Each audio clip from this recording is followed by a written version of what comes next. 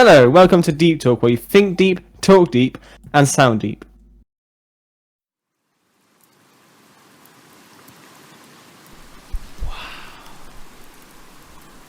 Incredible.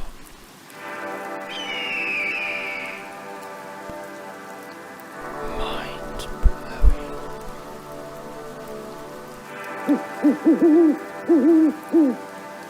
Amazing.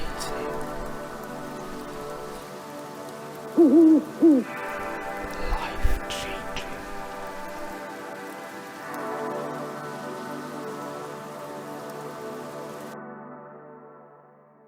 Deep Talk. Today on Deep Talks episode, we are interviewing. Excuse the little stutter there. I haven't done this in a while. We had a bit of a break during the holidays. Bob's wife left him. We don't have to talk about it. Okay, well, the point is, today we are interviewing a very special guest from Harvard University, Professor Swifty. He doesn't have a first name. He legally changed it to Swifty. We've got no idea what his past name was. Professor Swifty is the Professor of First Impressions at Harvard University. Could you give us a little bit of an introduction, please? Introduce yourself to the audience. Yes, my name is Swifty. My pronouns are just Swifty, actually, and I am Swifty years old. Anyway, yes, I work at Harvard, where I teach the students how to make a good first impression, because after they graduate college, they are going to be moving on into the big world and, you know, applying for jobs. So that's where they need to make good first impressions, as well as on first dates. Yes, understandable. We're going to talk about your personal life, but we'll get to that in a moment. I was just wondering, how did you come to get this job? Really, the crazy thing that happened was I was in El Segundo one time, and this Chinese man walks up to me, shows me this fucking packet of beans, calls them like these magic beans, and he tells me about, like, I don't know this guy, but he tells me information about myself that I have no idea how he knew it. But anyway, apparently he was the janitor at Harvard, and he offered me this job, and since I was out of a job at the time, I decided, why not go for it? Right, well, fair enough. So, have first impressions always been your passion? Yes, that along with, I would say, music, pretty much. So, who are your favorite artists? Well, there's Gideon Gilmore Productions, who has really came onto the scene this past year. Yeah. Yes, he released his debut, actually. Here at To audience members who don't know... Oh, go on. Sorry, Bob. Yeah, I was going to say, here at Deep Talk, we're massive fans of his. I mean, shout out to him. If you're watching this, why don't you come along and... sorry, I'm so excited at the prospect. Yeah. Come along. Come and record a podcast with us. That would be awesome. Yeah, we'd love that. So, Mr. Swifty, oh, sorry. Swifty, not Mr. Swifty, I forgot about your pronouns. Yes. We're actually going to get on about that later as well, because I've got a few questions about that I'd like to ask you. We're also going to wonder, so when did you realise that first impressions were your thing, were your passion? Well, I kind of realized it when I started going on Discord, and I started joining this server called a Led Zeppelin server, and I particularly have no interest in Led Zeppelin's music at all. It's kind of derivative, in my opinion, and just bad. But anyway, I joined this server, and the people there were so polite, and I decided that I just chose to be polite back, and I feel like that moment made me realize that everywhere you go, you're meeting new people, and you want to make a good first impression. So. Right. So, what do you think exactly makes a good first impression? What are some tips you'd give to the audience? I would say, well, lie about yourself. This is the one thing. I know, yeah, it's morally wrong to lie, but I think that saying good things about yourself to someone you don't know, even though it's not true, will let them think that you are a better person than you are. And then once you really get to know them, then you start being more honest with them. So when we first met, because we met a few months ago, did you lie to me about certain things? Do you recall? Yeah, I would say I lied about liking Led Zeppelin. Okay. That hurts. So, Swifty, you are known for your professorship at Harvard, of course, but you are mainly known because of your paper eating world record, aren't you? Yes, that is true. So, it says here you managed to eat 8 kilos of the stuff within a minute. That's also true. How did you reach that number? How much work did it take? How much practice? Really not much. I think I was just really fucking hungry that day. So That's all. So, does that mean you have some sort of condition that that helps you, I don't know, find nutrients in paper? Because I don't think it's very nutritious, is it? I guess not to most people it isn't, but I'm kind of like a vulture. I see something, I swoop down and just gobble it up.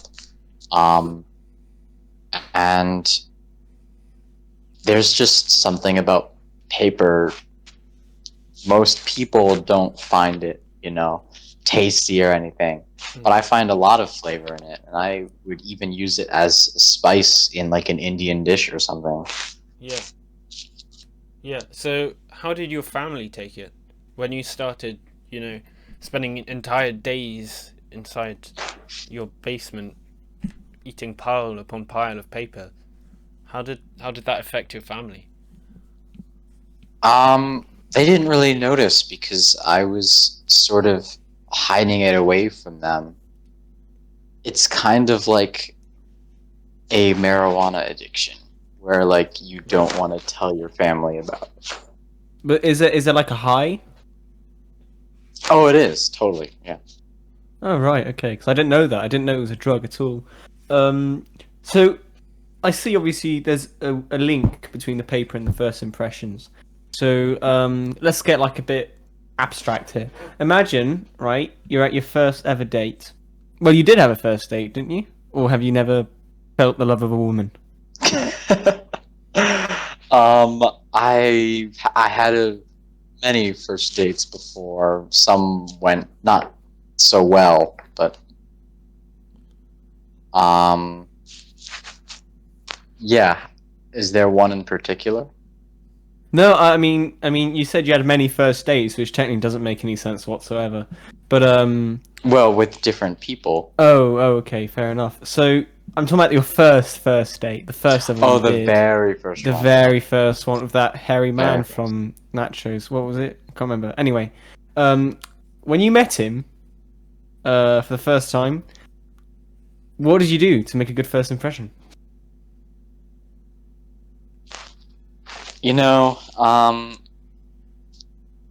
Like I was saying, I would say stuff like, "Oh, I play guitar," I own a fancy car, stuff like that. Like stuff that'll make the person impressed, even if it's a lie.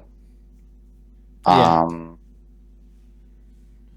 And then it's also just about, acting flirty, but not too flirty.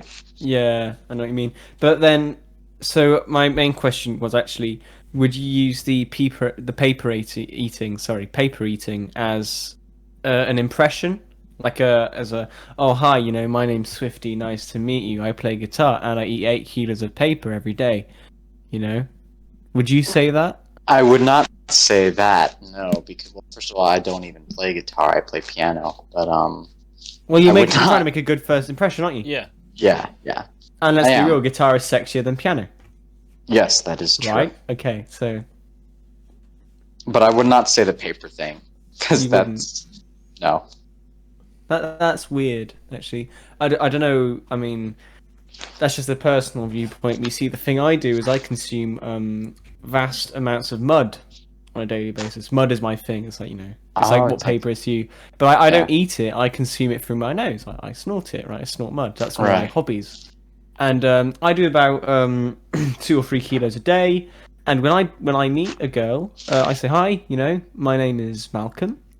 You I- mean a girl? Or a yes, guy? a girl. Oh. Or anything, I don't care. It could be a bloody tree. The point is, my first impression will be, I play flute, I mow my lawn, and I snort mud. That's how I do it. Am I doing something wrong? You kind of are, because the thing is, like, how, like, me eating paper is something that's, obviously it's a weird, guilty pleasure. Like, don't give away your guilty pleasure the first time you meet someone. So, like, So don't tell someone you eat mud. does that mean you're ashamed of your addiction to paper? A little bit. I can't lie, So but how I come think you... once you know a person for a while, then you Yeah. can How- be open to tell them anything. How come you contacted the Guinness World Records then? Because it was something that has been going on long enough that I felt comfortable with it.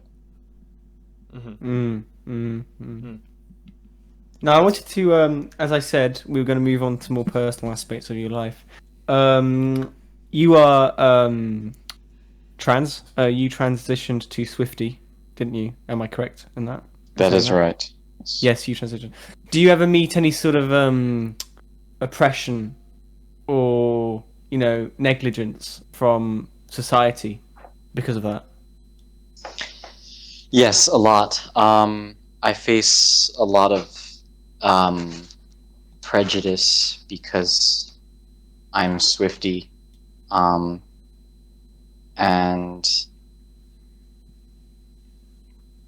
it's really tough to take because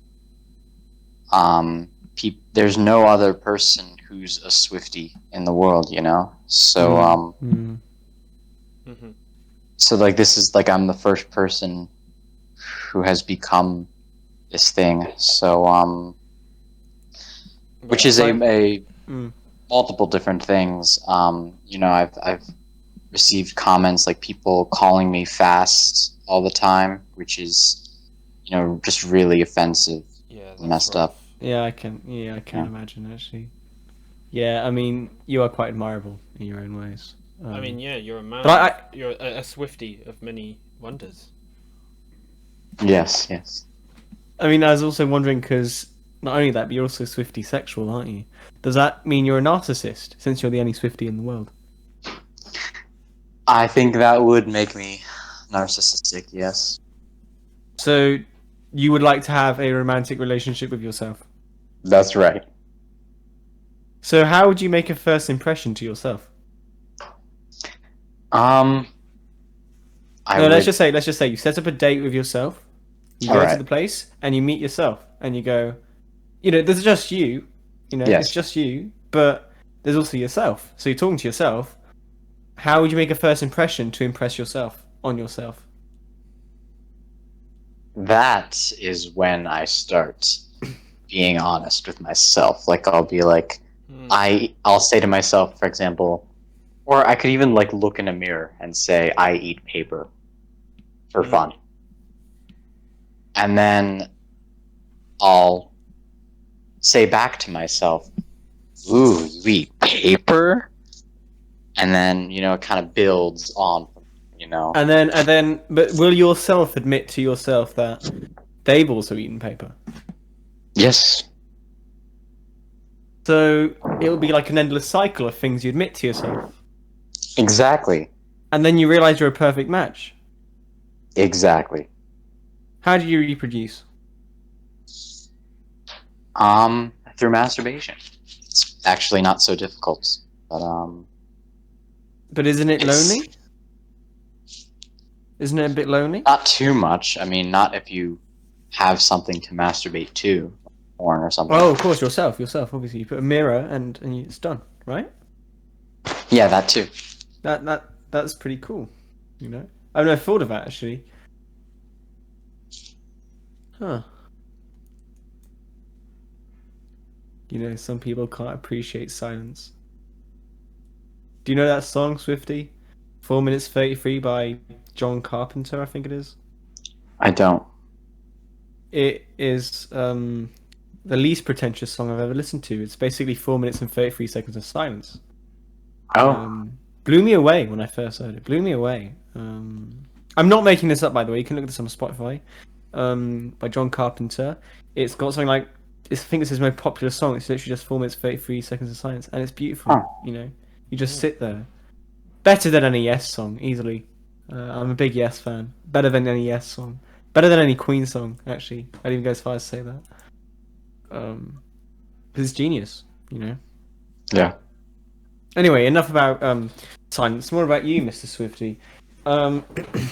You've had a troubled history with the president, Joe Biden. Can you go through that with us? Yeah.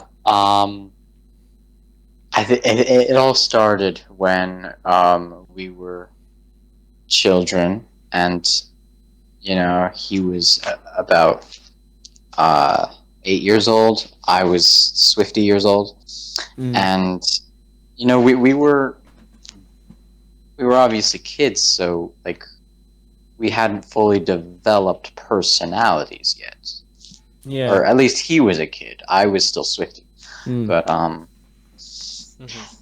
and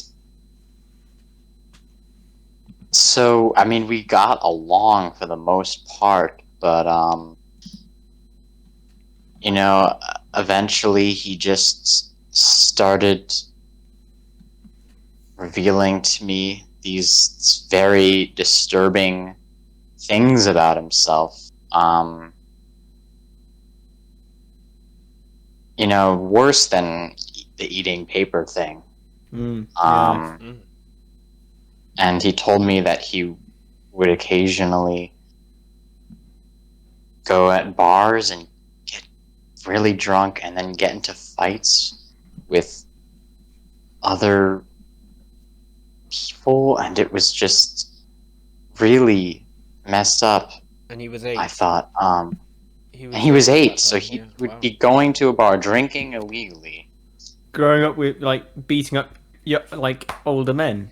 Yeah, beating up older men. Wow. He told me even Donald Trump was at a bar one time and he beat him up. And I think to disrespect a man like that is just so messed up. I kind of agree. I've seen a lot of respect and a lot of great stuff from Biden. Obviously, this isn't getting political at all, but at all. Lev. But there's a few little things about Biden. I mean, obviously, if he's been through so many fights, then his amnesia is obviously excusable. I mean, he's been through a lot, that man, hasn't he? True, fair enough. Do you think he could beat Donald Trump in a sumo fight?